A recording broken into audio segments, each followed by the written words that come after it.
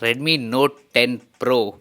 Can't believe we're still talking about this smartphone. Like, what a legendary smartphone, man.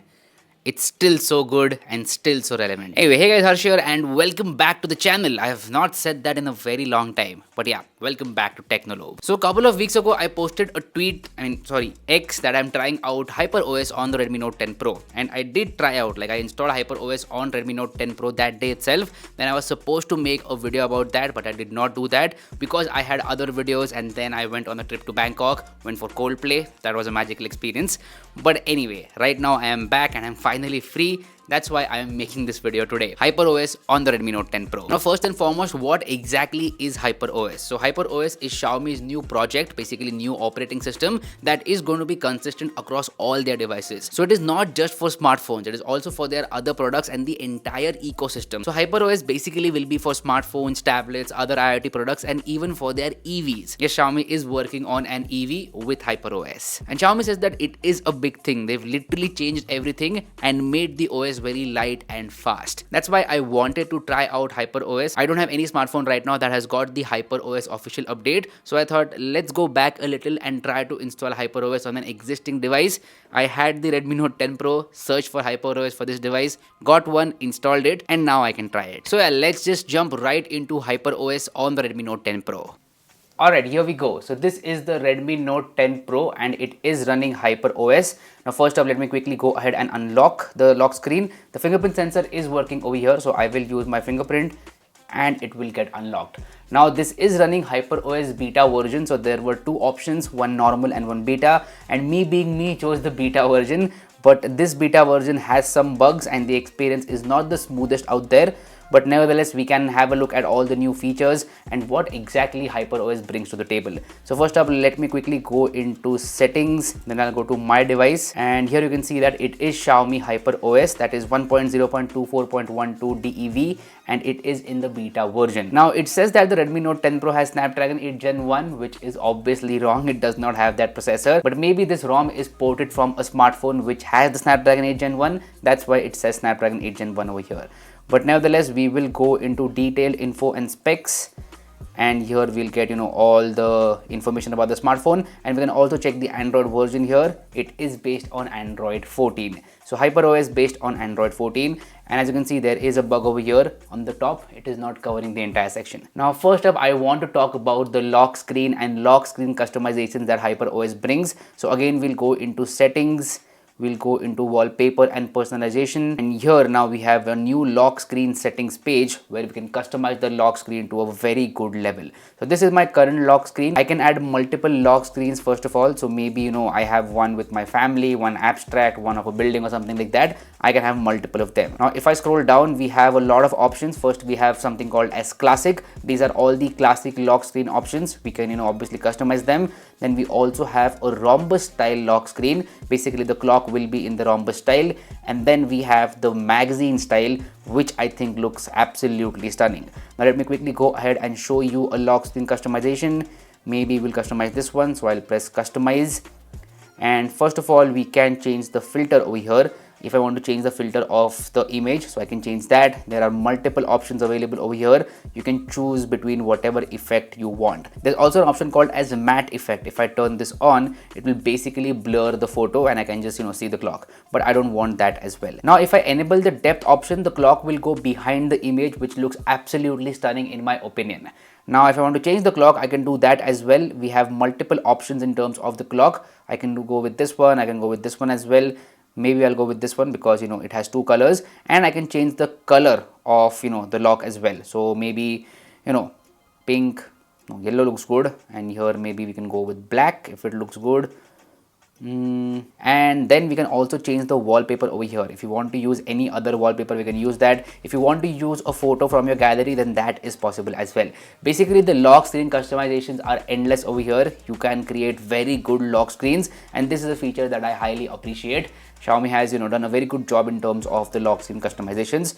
I'll click apply and done. The lock screen has been changed. Let's quickly go ahead and see that. So yeah, this is the new lock screen and done. Now if we talk about other customizations, we get that as well. We get a new wallpaper page over here. Obviously you can change the wallpaper of the main home screen. You get a lot of new wallpapers with HyperOS. You get system wallpapers, you get crystallization, you get a gradient section, you get nature patterns, and you also get these new flower wallpapers which look really good in my opinion. And obviously you have super wallpapers as well with snowy peaks, geometry, faraway rings, and a lot of other super wallpapers. And you can also go with themes. You can install themes, you can make your own themes. That all is still available with HyperOS. Now you can also change the always on display clock over here. You could do that before as well, but now it is inside this wallpaper and personalization setting. Like basically everything about customization is over here. You can also change the icons, you can change the icon size, the icon type, and you also get various effects like this pulse effect when you get a notification and stuff like that. You can add that as well from here.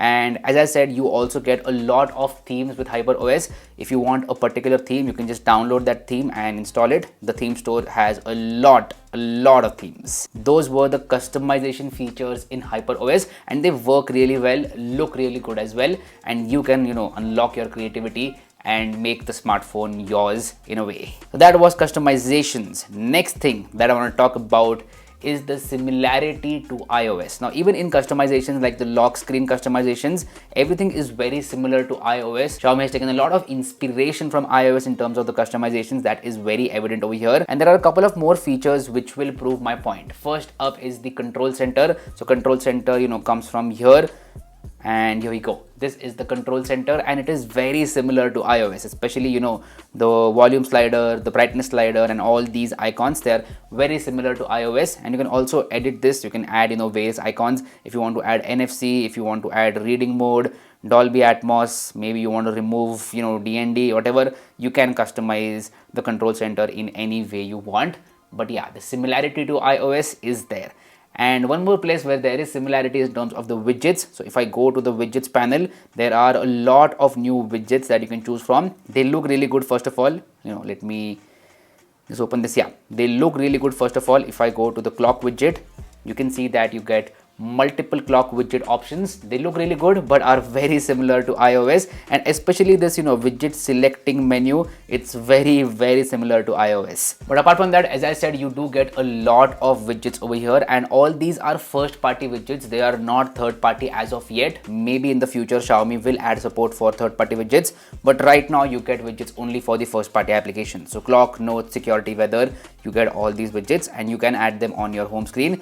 They look absolutely stunning in my opinion. Xiaomi has done a good job with the widgets. Now, if we talk about the overall look and feel of HyperOS, even that has changed a lot. First up, the icons have changed. All the icons are new, and the new icons actually add a good feel. So the overall look and feel of HyperOS has definitely changed. Even the settings menu, it has changed, and you get to know that you are using a new OS, at least in terms of the look and feel. Now if I open the camera application has not been changed that much. You still get all these options, video, documents, pro mode, all these options are still there, and there are not a lot of improvements in terms of the camera application. It's still very same. You can go to the more section for AI watermark, slow motion, time lapse, 64 megapixel and all those things. Basically, like I would say 90% or 95% the same camera application is still there. All in all, I would say the look and feel of HyperOS is definitely new and refreshing. You feel like you are using a new operating system, especially with the lock screen customizations and other customization options available. It definitely feels new, and that is my honest opinion about HyperOS. So as you saw, HyperOS is great, and I'm personally very excited to try out HyperOS on other smartphones as well. Now this operating system obviously is an evolution of MIUI. It's not like they've completely changed MIUI. That would not make any sense. They've spent so many years developing MIUI, and they cannot lose their identity in just a click. They wanted to do something new. They wanted to rebrand MIUI, and they wanted to make a connected experience. That's why HyperOS came into existence. And I feel that this is a good move because MIUI recently did not have good word of mouth, but now with HyperOS they can change that. Now let's answer the main question, should you install HyperOS on your Redmi Note 10 Pro? My answer is going to be no, the experience is not that great because this is not an official ROM. This is a ROM that has been ported from some other device. It's not the official HyperOS ROM for Redmi Note 10 Pro. So my suggestion would be to wait for the official ROM, but if you want to try out the features then you can install it, but you should note this, that the experience is very buggy. The next natural question is how to install HyperOS on your Redmi Note 10 Pro.